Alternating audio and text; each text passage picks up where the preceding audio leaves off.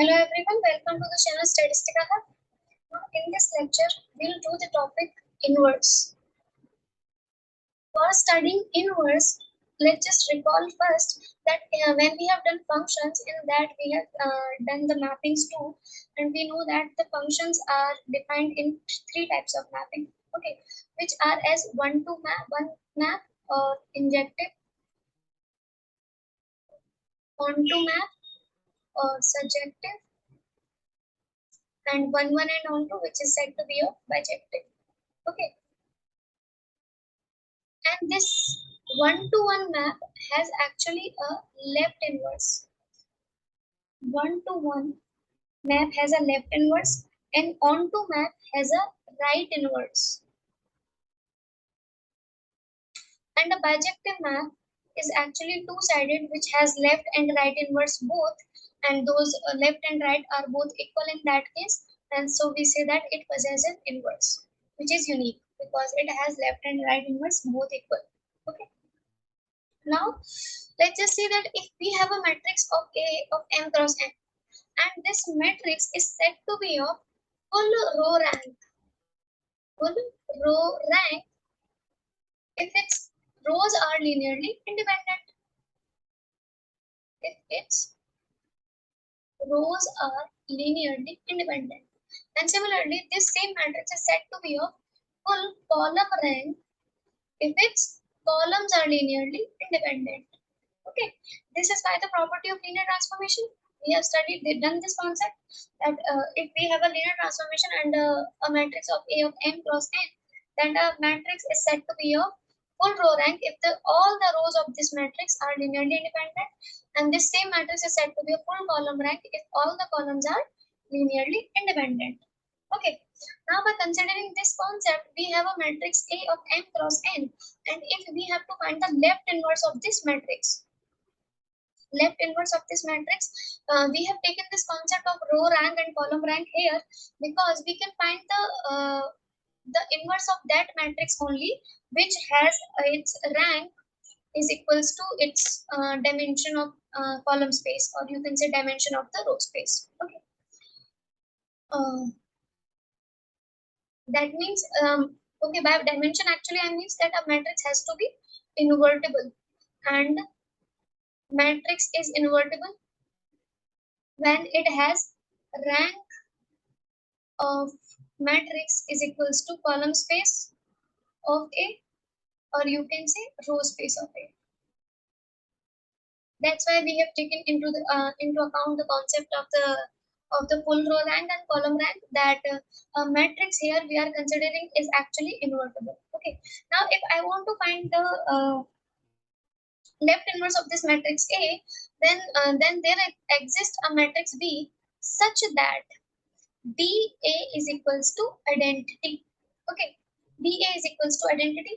Then for the multiplication reason, that I have a matrix of A m cross n, and if I want to multiply this matrix, there exists a matrix B, then this matrix B by the product rule has to be of n cross m. Okay, then we can multiply this matrix only, and the corresponding identity matrix will be of I n cross n. That is the result of these two matrices, that is identity, has to be of identity of n order. Okay, if we do the matrix multiplication of these. Okay, now we have applied the concept of BA is equals to identity, where this B is actually the inverse of this matrix, and we have done by the rule that A inverse is equals to identity. That if we multiply the inverse of the matrix into that inverse, we have our identity matrix. Okay, so A inverse is, by comparing, we got that if B is actually here my inverse of the A. Okay, and if we have done the multiplication and we have got identity of n order. Okay, and similarly if we find the right inverse of this m cross n matrix, okay, so for this let's just consider that there is just a matrix C for this inverse, and this corresponding C is my inverse, right inverse for the matrix A, so such that AC is equals to identity.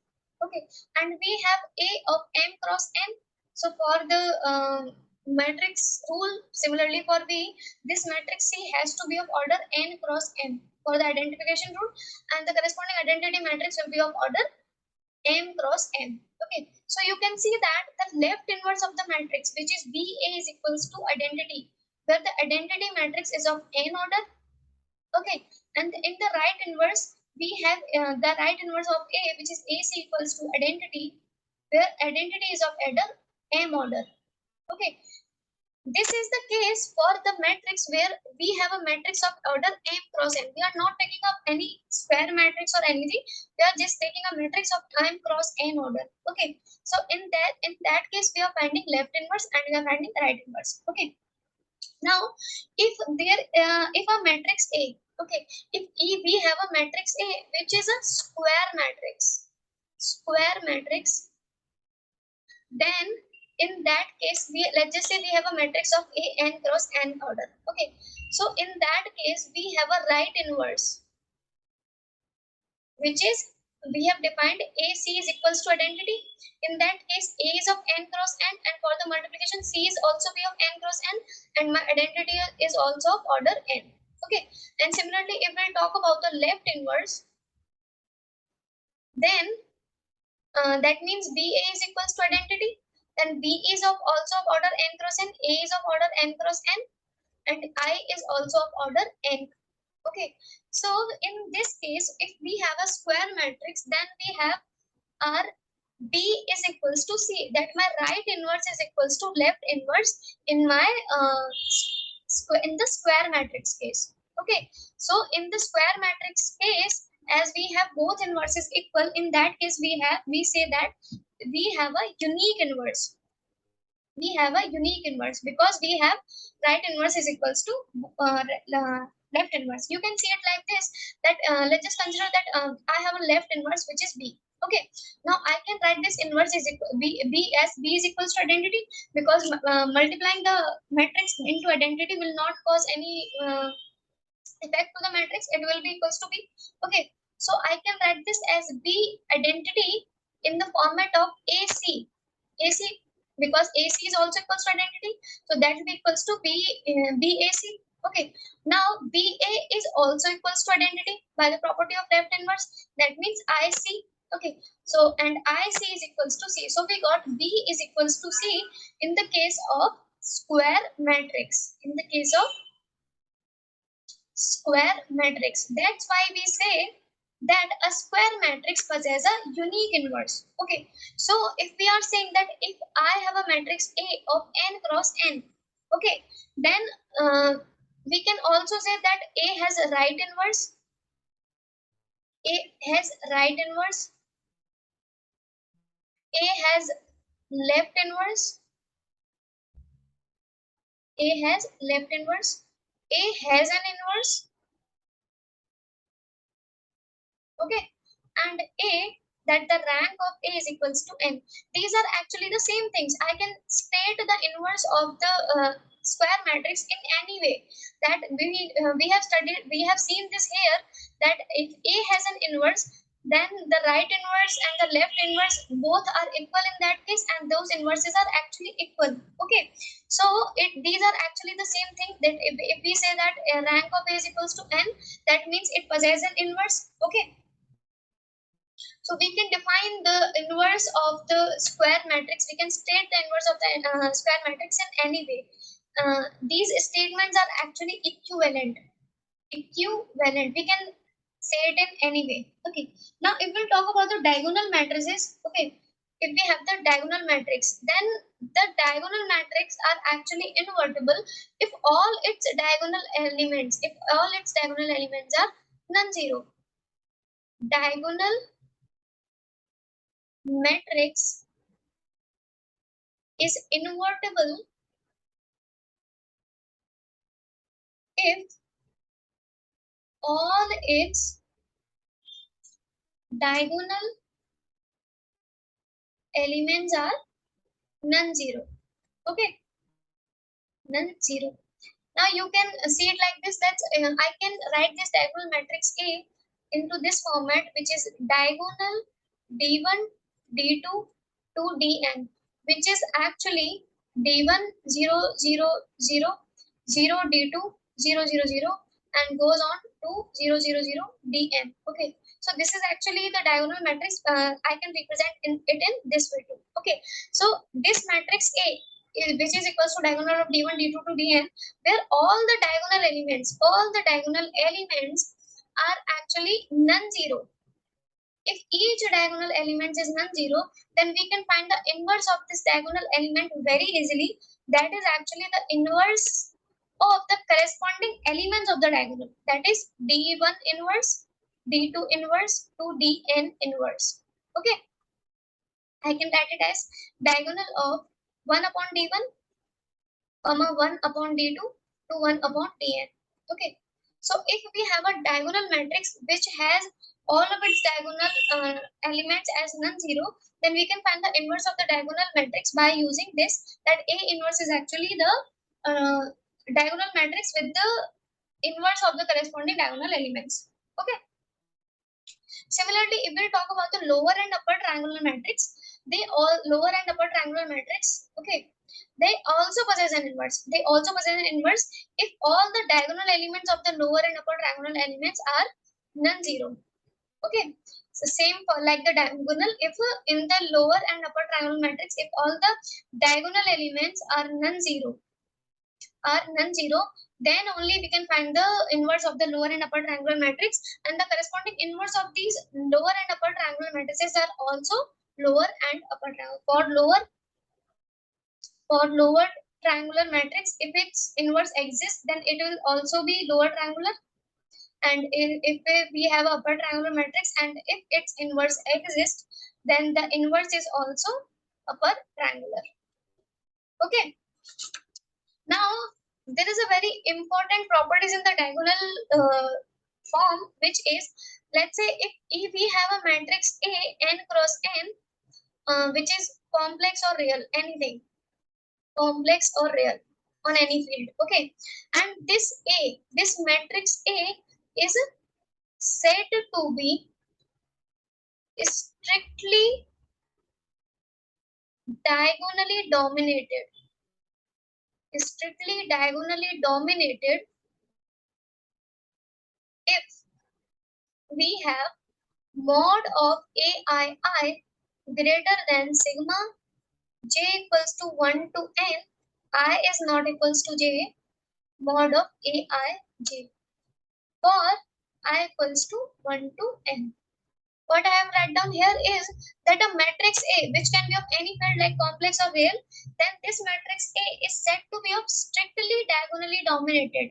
Strictly diagonally dominated if the mod of the diagonal elements, if the mod of all the diagonal elements is greater than the sum of all other elements. These are my corresponding diagonal elements, and the corresponding sum of all these others is less than the corresponding mod of the diagonal elements. Then in this case we say that my matrix is strictly diagonally dominated. Okay, and every strictly diagonally dominated matrix has an inverse. What? Every strictly diagonally dominated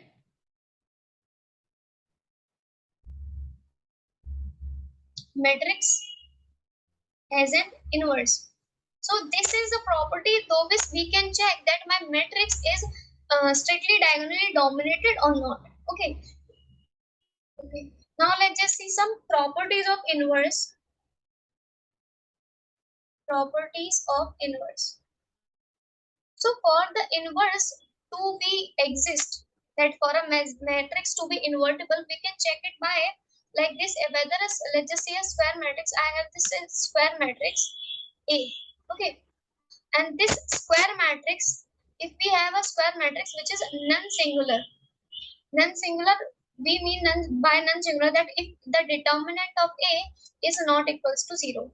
Okay, we will study this determinant topic next. Okay, so if we have a determinant of A, this matrix is not equals to 0, then the matrix is actually non-singular, and the matrix is said to be singular if we have determinant of the matrix is equals to 0. Okay, and if the square matrix is non-singular, it means that the matrix is invertible. Okay, and if the square matrix is singular, then it is not invertible. not invertible. Okay.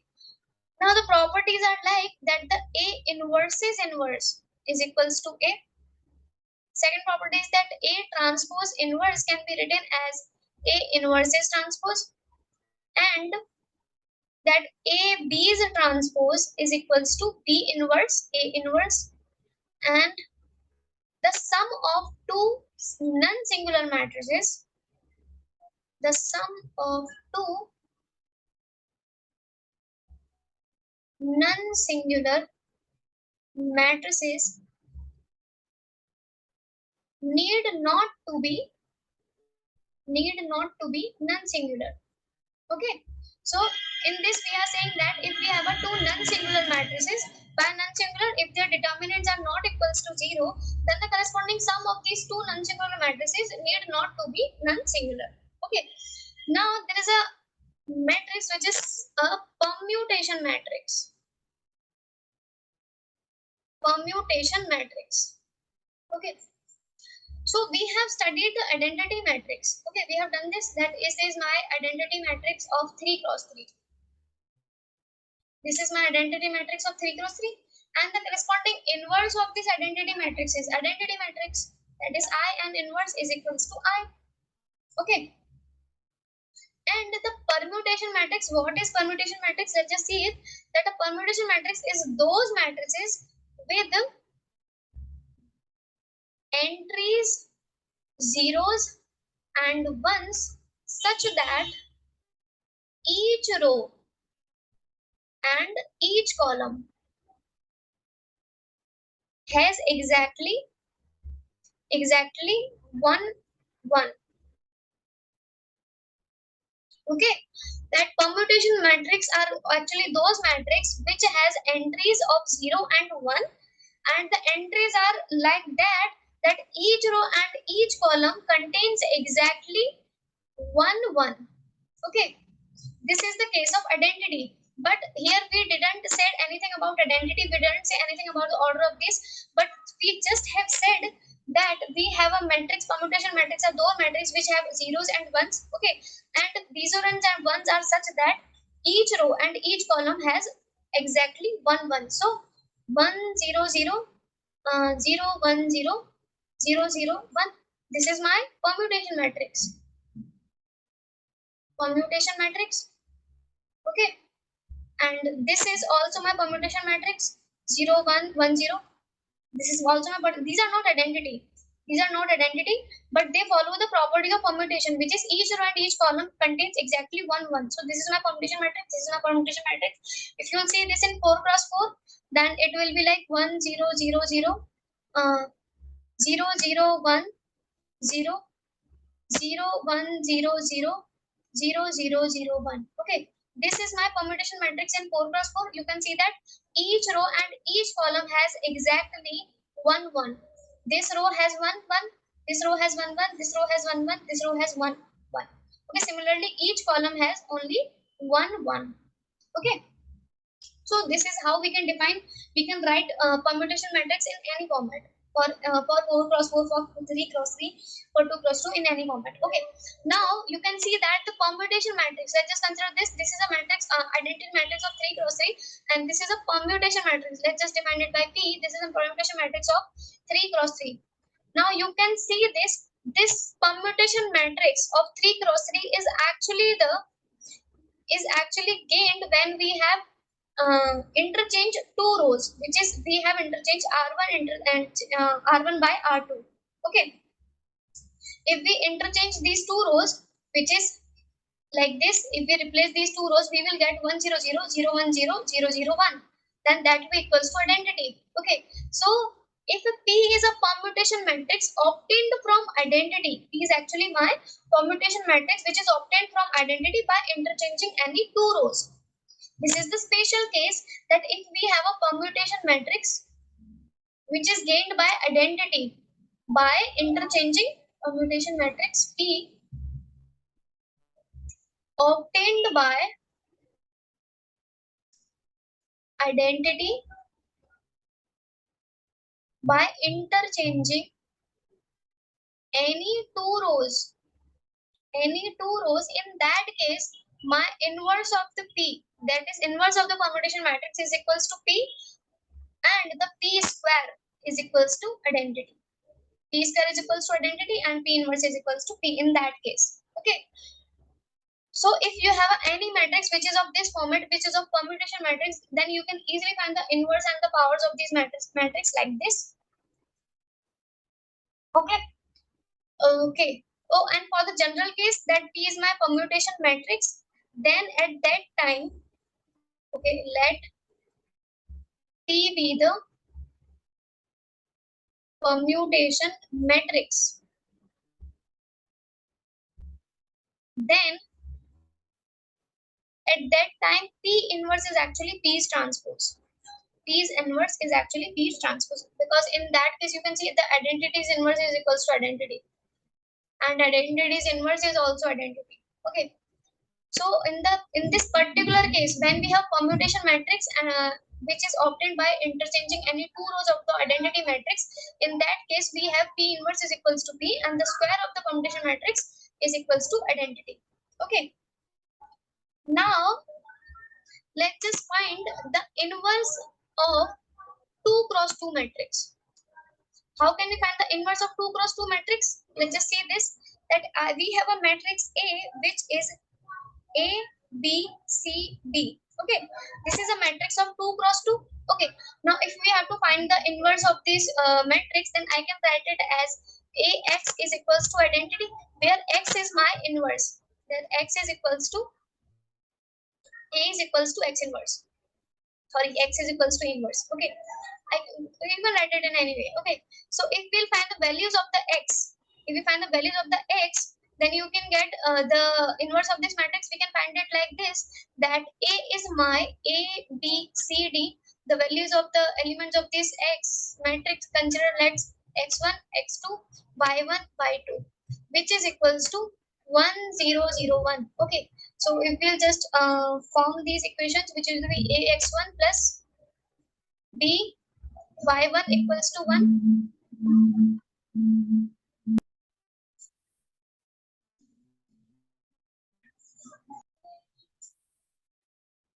Similarly, we can make another equation which is ax2 plus by2, and that will be equals to 0. Okay, and cx1 plus dy1 is equals to 0. Cx2 plus dy2 is equals to 1. Okay, now if you look this matrix A, B, C, D, what is the determinant of this matrix? The determinant of this matrix is actually AD minus BC, and this determinant, if it is not equals to 0, if my matrix is non-singular, then it will be invertible only. Okay, so we are considering this for this, that my matrix is non-singular. So determinant of A is not equals to 0. Now if we apply Cramer's rule here, Cramer's rule here, then by the Cramer's rule we got that that the solutions of these matrices are actually x1 is equals to the determinant we denoted by D. Determinant of this matrix A, which is denoted by D, which is D. So that will equals to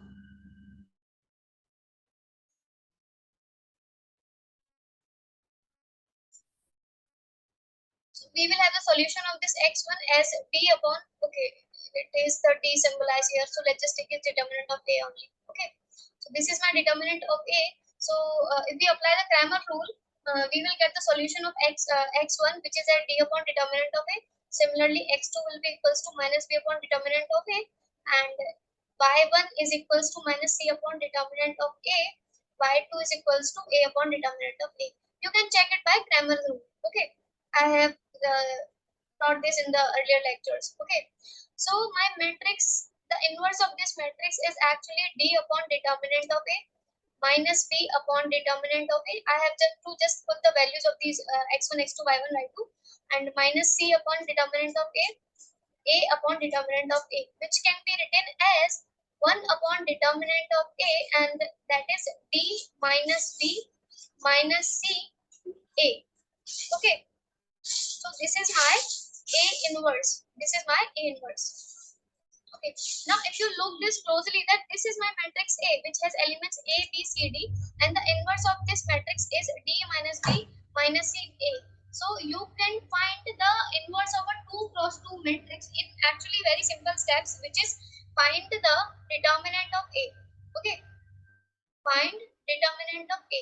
Okay, and if this determinant of A is not equals to 0, then my matrix will be invertible. Okay, now interchange elements on diagonal. What? Interchange elements on diagonal. That is DA, these diagonals, DA, BC. We have just interchanged the diagonals elements here, AD to DA. Okay, now the second you have to do is take negatives of the other two elements. Take negatives of other two elements. Okay, so their elements remain same, BC in the same position, but the elements have changed their signs, that is negative. They have taken negative here, that is minus B minus C.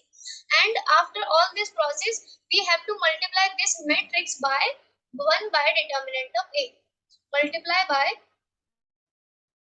1 by determinant of A, and do these 4 steps, we can get our inverse of a 2 cross 2 matrix very easily. Okay, now there are many types of finding inverse. Okay, this is by determinant. We have just taken a special case of 2 cross 2 matrix here. Okay, you can actually find the inverse by the adjoint, which is our determinant topic. So let's just see inverse by adjoint. We'll study the adjoint topic in the determinant only. First, let's just consider the case here. Okay, so I am taking A, which is my non-singular matrix. Non-singular matrix, that means it is invertible. Okay, so we have this property in the determinant that A into adjoint of A is equals to adjoint of A into A is equals to determinant of A into identity. Okay, and if we multiply, if we divide the determinant in all these three, we will get A into adjoint of A upon determinant of A, which is equals to adjoint of A into A upon determinant of A, and that will be equals to identity. So from this we got that we actually find the A into inverse is equals to identity. So we have A, and this is my corresponding A inverse. That my A inverse is actually adjoint of A upon determinant of A. So for finding the inverse here, we have to find the adjoint matrix of A and multiply this matrix by the determinant of A. Okay. Okay, so this is the process by which we can find the inverse by the adjoint process. We will study that how we can find the adjoint in the determinant topic. Okay, now we have seen we have finded the inverse by using this, that A inverse is equals to identity. Okay, this is also the process of finding inverse that we can find like using elementary operation. Using elementary operation, we can find the inverse by this, that A is equals to identity into A. Okay, A is equals to identity to A. I can write this A in this format. Okay, and this B equals to A into A inverse is equals to identity. Okay, so my corresponding A inverse is actually this identity matrix. So after applying the row operation. Okay, for elementary row operation, actually what we have to do is we just write the matrix in this format. A is equals to IA, and after applying a elementary operation, any operation, row or column, it doesn't matter here. So after applying operation, we will have identity is equals to A inverse A. Okay, and this is my corresponding A inverse after applying elementary operation. Okay, so what we do in the elementary operation, we will apply a transformation, like we have to convert the matrix A into identity, and we will apply the same operation we are applying on A on the identity matrix too, and that will be converted to the A inverse. Okay, and if we look to this, that A inverse is equals to identity, and on taking determinant on both sides, that gives us a determinant of A's inverse, and determinant of identity is 1, that way equals to 1. So we get determinant of A inverse is actually determinant of A's inverse. Okay, this is the property that determinant of A's inverse is actually equals to determinant of A and its inverse. These are both equal. Okay. Now we will find the inverse by elementary operation,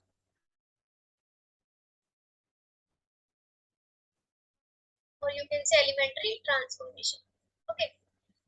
So the rule here basically is that we have to write A is equals to IA in this format. The first format is this, and we have to perform transformation, and we have to make after performing transformation A to identity is equals to B into A. Okay, is equals to B into A, and this my B is corresponding inverse of the matrix A. Okay, this is the rule here. Okay, so let's just take a matrix which is A and 0, 1, 3, 1, 2, 1, 3, 3, 8. Okay, and I have to one, find the inverse of this matrix. Okay, so we'll apply the elementary operation rule. Okay, which is we'll first write this matrix into A equals to IA format. Okay, so this is my A, which is 0, 1, 3, 1, 2, 1, 3, 3, 1. Okay, which is equals to identity. My identity is 1, 0, 0, 0, 1, 0, 0, 0, 1 into A. Okay, now just apply the operations. We'll apply here R2 to R2, R1, but we'll just interchange the rows first, which will give us 1, 2, 3, 0, 1, 3, and 3, 1, 1. And here it will give us 0, 1, 0, 1, 0, 0, 0, 0, 1 into A. Okay, now in this we'll apply R3, R3 minus 3, R1 in the third row, which will give us 1, 2, 3, 0, 1, 3, and this will be 0, minus 5, minus 8. This is equals to, on applying identity, 0, 1, 0, 1, 0, 0. It will be 0, and we are multiplying minus 3 and 1 into 8. Okay, now apply another transformations. So we'll apply on R3, R3 plus 5R2, and that will give us 1, 2, 3, 0, 1, 3, 0, 5R2. It will be 0, and this will be 7. This will be equals to 0, 1, 0, 1, 0, 0, and 5, 5R2 minus 3, and this is 1. Okay, corresponding to 8.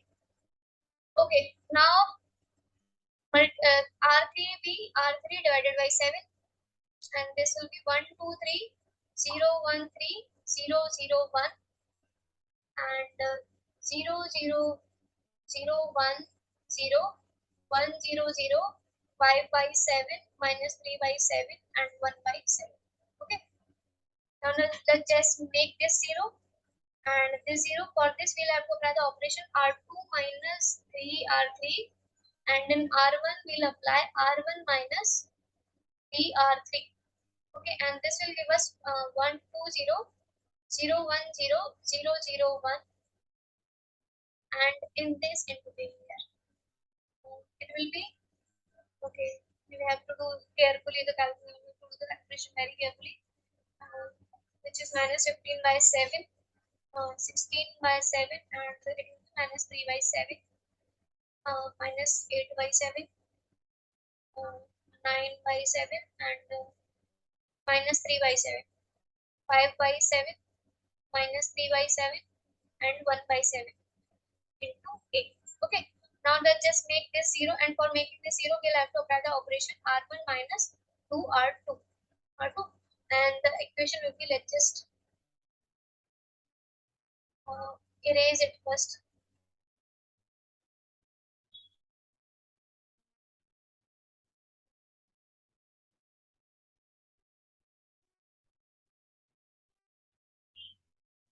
Okay, so after applying this last operation we will get 1, 0, 0, 0, 1, 0, 0, 0, 1.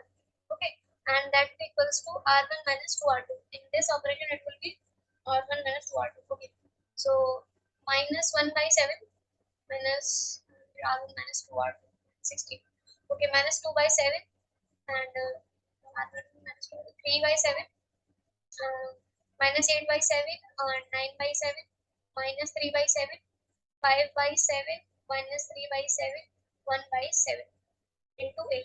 So we have written this in the format of identity into B into A. Okay. So this is my corresponding inverse of A. At B is equals to A inverse. We have noted this here. So my A inverse is equals to minus 1 by 7, minus 2 by 7, 3 by 7, minus 8 by 7, 9 by 7, minus 3 by 7, 1 by 7, minus 3 by 7, 5 by 7. Okay, so this is how we can find the inverse by using the elementary transformation, and we can find the inverse also by using the determinant topic, which is by adjoint. Okay, we will study this in the determinant only.